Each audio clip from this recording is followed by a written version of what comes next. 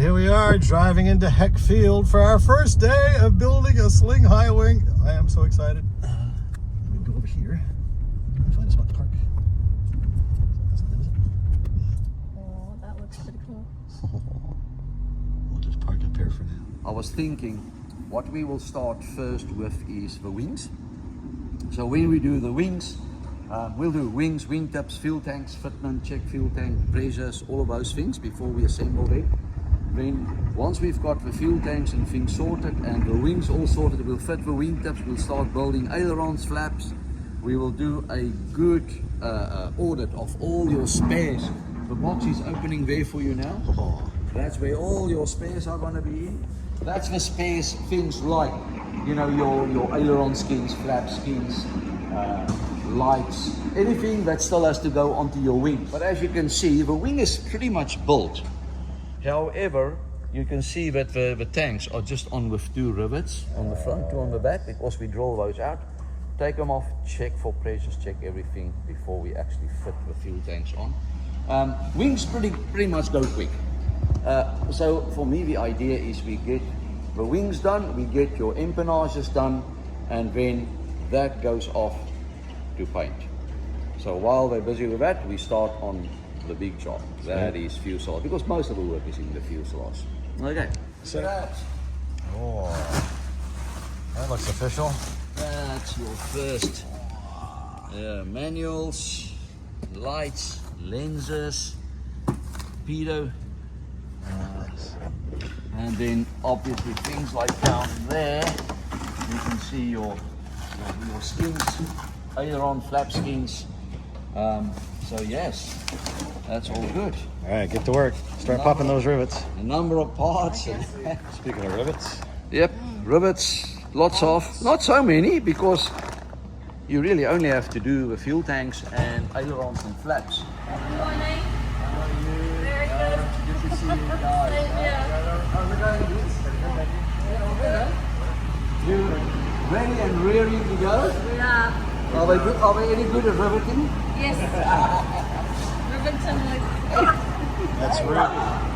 Let's begin. Okay, well, we should be able to fly in about 2 weeks. We'll hold you there. And once we are done with that, we can actually get the wings and the ailerons and the flaps and the empennage and everything off to paint already. Yeah. You know, they start preparing it, they start putting the prime coat on them, so that by the time that we are done with the fuselage, then the whole thing is ready for final cut. Yeah. I guess we, especially with 3 guys and myself and one of my guys, I guess 3 months. Yeah. We should be like totally done, because we will build for a while, and then once the fuselage, we'll normally get the wings and the empennage, we'll get back from the paint shop, we'll store it here, and once that fuselage lands back here, 2 to 3 weeks and done. So it goes pretty quick. So how long you reckon once the fuselage goes off to get painted? Between now and Yeah, the fuselage about 4 weeks. I think that's just sort of my planning. If we're gonna start with your fuselage about next week. So this week we will concentrate, and we'll see how we go, but this week we'll concentrate on the wings, ailerons, flaps to get them done, bolt checked. So next week we'll start with the fuselage. That is last week in January. By the end of February, beginning of March, I think your fuselage is going to go to paint. Oh, so you guys all ready? We're ready. Here's your little packing list. And on the packing list, we have to see there if there's anything wrong or if there's a little cross. If something is not this, you see like there, BO, that means back order. Okay? So we'll see what back order that is for. We will see what the parts is, if the parts has arrived in the meantime. And then, if not, it's a problem. Okay. We get it from South Africa as soon as possible. But yeah, so that's the first thing we do. Oh no, they sent us a tail dragger. That's a problem. So first what we're doing here, we've got to make sure we've got the right numbers as well. As you'll see, they've got, that's your quantities there. So we just want to make sure we have them all, because you don't want to go through and you've got three of one. Ah, right, yeah, okay. Does that happen from time to time? Not really. Normally, quite a lot of stuff is already there. It's just in case, because there's two different types of landing lenses plates. All right. The bigger ones and the smaller ones. All right. The two.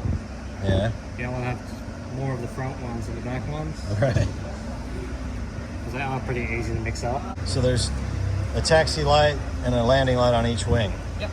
Yeah, and then you need a front and a rear mount for each one. Yep. Gotcha.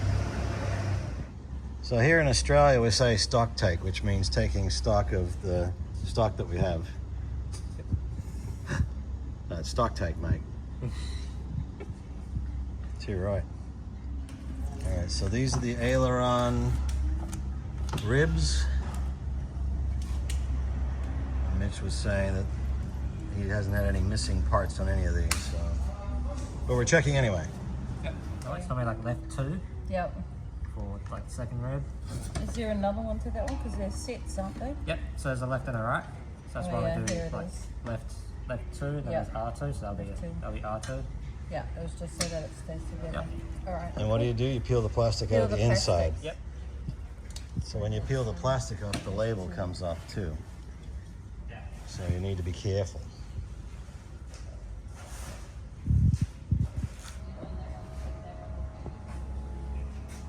Yeah. Count all the rivets individually. So is that like a Nolex? Yep. Yep. All Nylox and all AN hardware.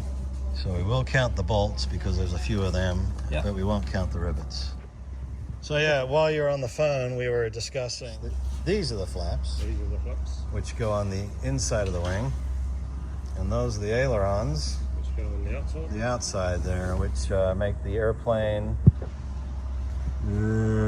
roll. Yes, very good. Oh, outstanding. One goes up, one comes down. Future pilot in training here. Excellent.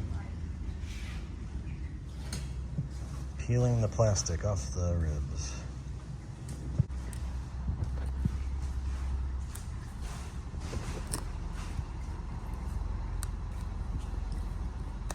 Here's Bruce peeling the plastic off the ribs of his new airplane. Of the first one of many. Pretty exciting. So you can either use this little file, or you could just look for the corners and then peel it off. Oh, nice. Usually these are like peeled off a little bit, so Yeah. you can peel it off the rest, see, like that. So it's like really easy. Excellent. All right, so we're pretty much got most of the flap ribs and aileron ribs plastic peeled off. Quite rough along there. So what we'll normally do is, just use a pair of these. You can slowly, very lightly, sort of roll that corner down.